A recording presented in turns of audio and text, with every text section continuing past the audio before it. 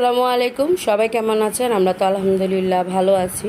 তো চলে আসলাম আরেকটি নতুন ব্লগ নিয়ে। আমি বাংলাদেশি ব্লগার শিলা হাসনাত। তো সবাই কেমন আছেন? তো আজকে সকালে কিন্তু প্রচণ্ড বৃষ্টি হয়েছিল। ঘুম থেকে উঠেই দেখি প্রচুর বৃষ্টি। তো এর জন্য বাইরের ভিউটা দেখালাম যে কী পরিমাণে বৃষ্টি হচ্ছে। অনেক বৃষ্টি কিন্তু আজকে সকালে। তো এদিক থেকে ঘরদোয়ার সব অন্ধকার দেখা যাচ্ছে। তো এদিক থেকে রান্নাঘরে নাস্তা তৈরি হচ্ছে, পরোটা ভাজা হচ্ছে আজকে। এই তো থাই দিয়ে কিভাবে বৃষ্টির পানি পড়ছে। তো বৃষ্টি হলে দেখা যায় আমাদের রাস্তাঘাট একদম ডুবে যায়, অনেক হাঁটু পানির উপর হয়ে যায়। তো এদিকে কারেন্টও চলে গিয়েছে, আমরা চার্জার লাইট দিয়ে সকালে নাস্তাটা করছি। তো বৃষ্টি যখন একটু হালকা হয়েছে তো তখন সিদ্ধান্ত হলো আজকে গরুর গোশত এবং খিচুড়ি রান্না করব। তো বৃষ্টি মানেই তো হচ্ছে খিচুড়ি, তাই না? তো প্রথমে আমি একটি হাঁড়ির মধ্যে চাল, মুগ ডাল, বুটের ডাল, মশারি ডাল ধুয়ে একসাথে বসিয়ে দিলাম।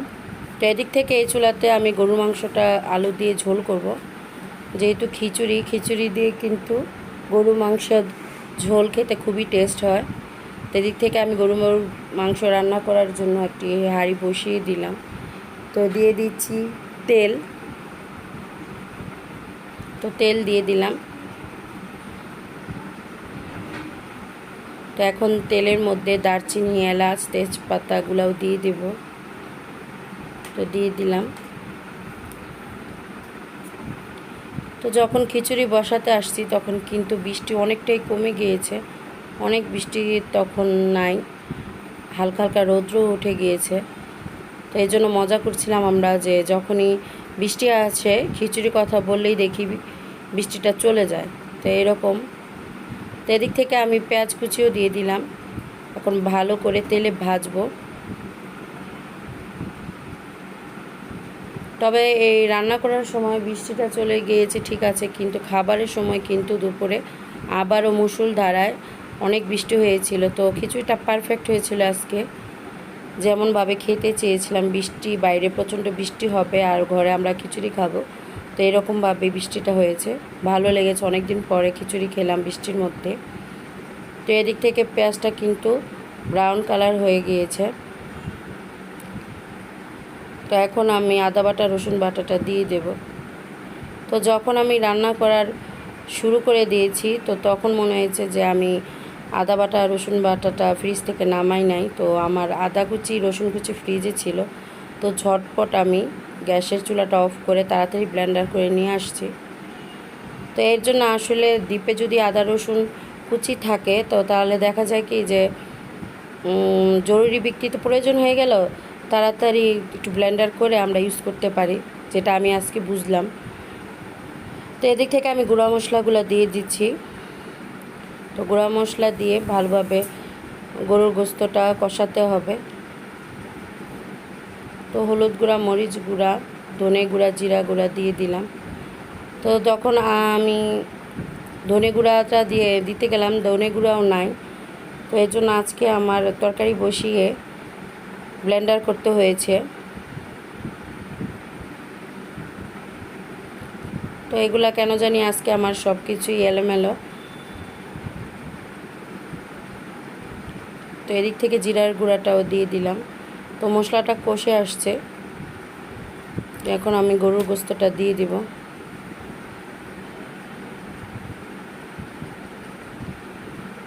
তো গরুর গোশতটা দিয়ে ভালো করে নেড়ে চেড়ে ঢেকে দিব।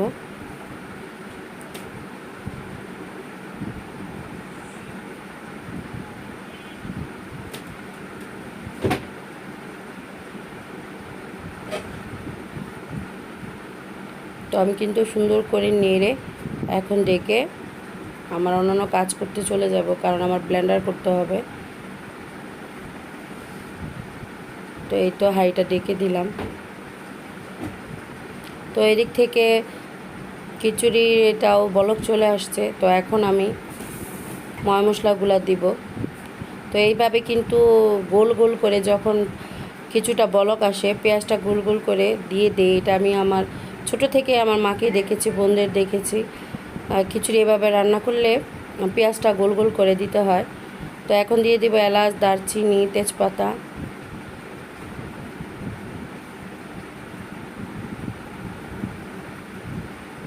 স্বাদ অনুযায়ী লবণ দিয়ে দিলাম। তো এখন গুঁড়া মশলা দেব। গুঁড়া মশলা বলতে হলুদ গুঁড়া, হালকা একটু মরিচ গুঁড়াও দেবো। তো একদিক দিয়ে আমি আদা বাটা, রসুন বাটাটাও দিয়ে দিলাম। তো এখন আমি হলুদ গুঁড়াটা দিয়ে দেব।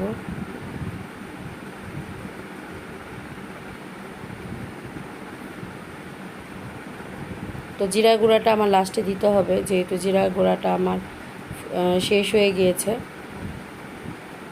তো গুঁড়া মশলাগুলো দিয়ে এখন ভালো করে নেড়ে ডেকে দেব।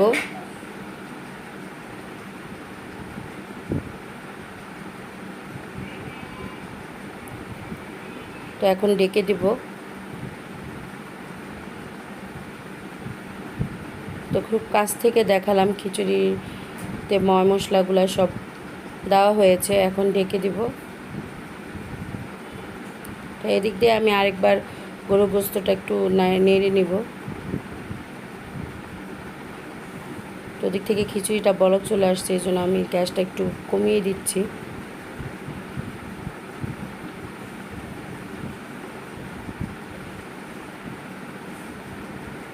তো এখন আমার গরুর গোস্তটাও আবার ডেকে দিব।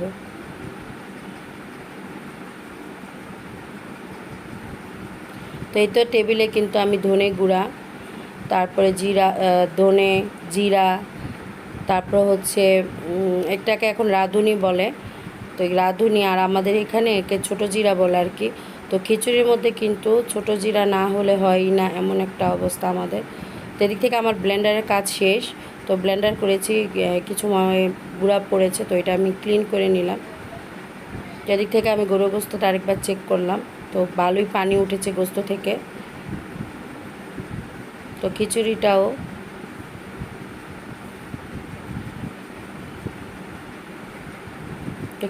আমি আবার নেড়ে দেব এখন আবার। তো এভাবে কিন্তু এই যেটা বললাম ছোটো জিরা, রাঁধুনি যেটাকে বলে, যে মশলাটা, ওটা আমি খিচুড়িতে 2 চামচ দিয়ে দিলাম। এখন ভালো করে নেড়ে আবার ঢেকে দেব।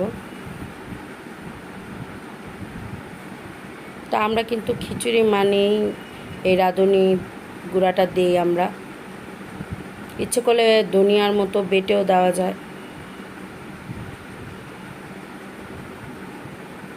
তো এখন আমি আবারও গরুর গোস্তটা একটু নেড়ে দেব। তো গরুর গোস্তটা সিদ্ধ হতে অনেকটা সময় নিয়েছে।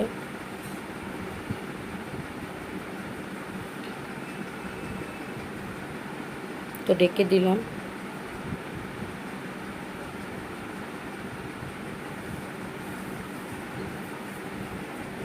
তো বৃষ্টির দিনে সব কিছু থেকে কিন্তু খিচুড়িটা খুবই মজা লাগে কেন জানি।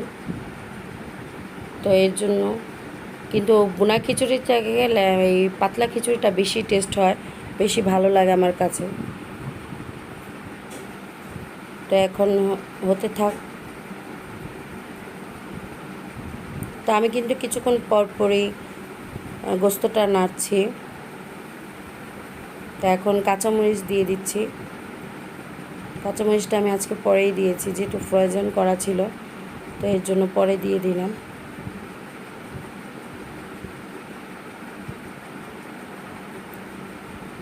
তো খিচুড়িটা কিন্তু অনেকটা হয়ে গিয়েছে। তো এইভাবে খিচুড়ি করলে কতক্ষণ পর পর চেক করতে হয়, নাহলে নিচ দিয়ে লেগে যায়। আর প্রেশার কুকারে করলে তো লাগার নিচে লেগে যাওয়ার কোনো চান্সই থাকে না। তো অনেক সময় দেখা যায় খিচুড়ি যখন ঘন হয়ে যায়, তখন কিন্তু নিচে যদি একটা মোটা তাওয়ার দেওয়া হয়, তাহলে আর নিচে লাগার চান্স থাকে না। তো এদিক থেকে গোস্তটা সিদ্ধ হয়ে গিয়েছে, আমি আলু দিয়ে দিলাম।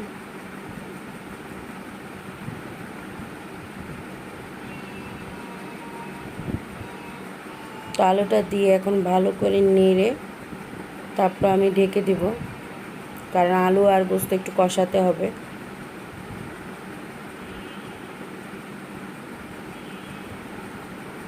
এই তো ভালো করে নেড়ে নিচ্ছি।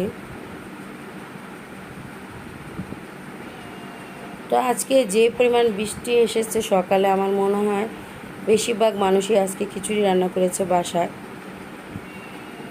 তো এদিক থেকে আমি খিচুড়িটা আবার নেড়ে নিচ্ছি, কারণ খিচুড়িটা কিন্তু ঘন হয়ে গিয়েছে। তো যখন খিচুড়ি ঘন হয়ে যায় তখন কিন্তু একটু ঘন ঘন নাড়তে হয়।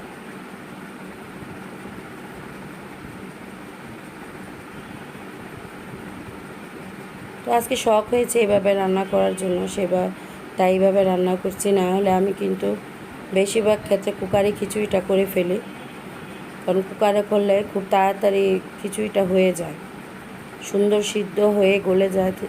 তো এর জন্য আমি কুকারটাই পছন্দ করি খিচুড়ির জন্য। তো এদিক থেকে কিন্তু আমি আলু পোস্তটা ভালো করে কষিয়ে নিয়েছি। এখন ঝোলের জন্য পানি দিয়ে দেব।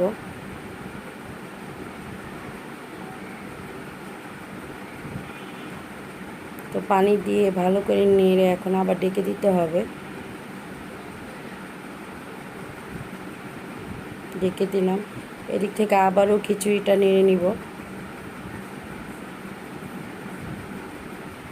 তো খিচুড়িটা কিন্তু হয়ে গিয়েছে। আমি এখন খিচুড়িটা ফোড়ন দেব। তো খিচুড়ির সবচেয়ে বেশি মজাই হয় কিন্তু ফোড়নটা দিলে। তো এখন আমি একটি ফ্রাই প্যান বসিয়ে দিব। তো ফ্রাই প্যান গরম হয়ে গিয়েছে, তো দিয়ে দিচ্ছি তেল। তো তেলটা একটু কমেই দিলাম, যেহেতু আমি ঘি দিব সাথে।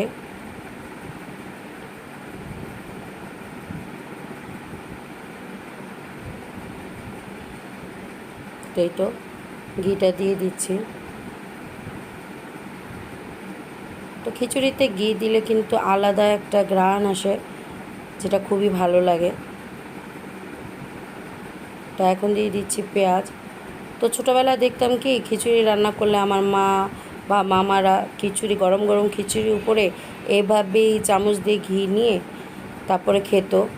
তো মানে আমার মামারা, মা, খালাম্মা সবাই মানে খিচুড়িটা ঘি দিয়ে এভাবেই খেত। আমরা যেমন ঘি দিয়ে বাগার দিই, তো আমার আম্মা বা মামারা বাগার দিয়েও খিচুড়ি গরম গরম খিচুড়ির উপরে 2-3 চামচ ঘি নিত। তো ওইটা আবার খাওয়ার আরেকটা স্বাদ। তো এদিক থেকে কিন্তু পেঁয়াজটা ব্রাউন কালার হয়ে গিয়েছে। তো এখন আমি খিচুড়ির উপরে পেঁয়াজ ঘিটা দিয়ে দিচ্ছি। তো খিচুড়িটা কিন্তু খেতে দারুণ স্বাদ লেগেছিল। তো এখন আবার ভালো করে নেড়ে জিরা গুঁড়া দিয়ে দেব। তো খিচুড়িটা কিন্তু অনেকটা ঘন হয়েছে, দেখতে পাচ্ছেন।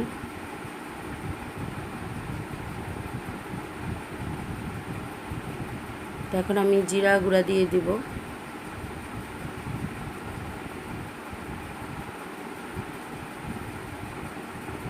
তো জিরা গুঁড়াটা দিয়ে দিলাম।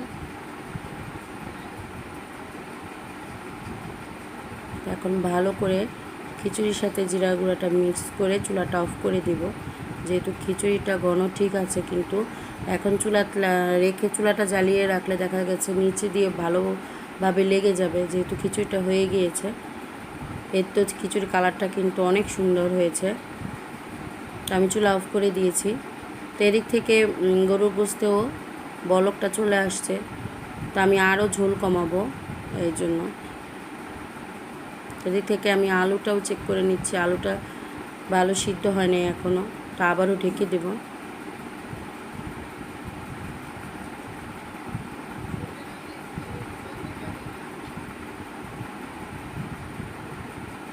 তো এখন কিন্তু অনেকটা ঝোল কমে আসছে। তো এখন আমি গরু গোশতের জিরা গুঁড়াটাও দিব।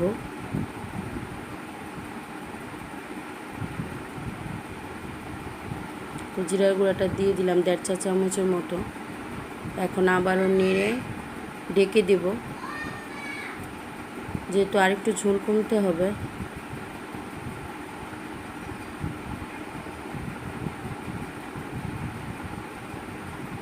তো এই তো আমার তরকারিটা কিন্তু হয়ে গিয়েছে, কালারটাও খুব সুন্দর হয়েছে।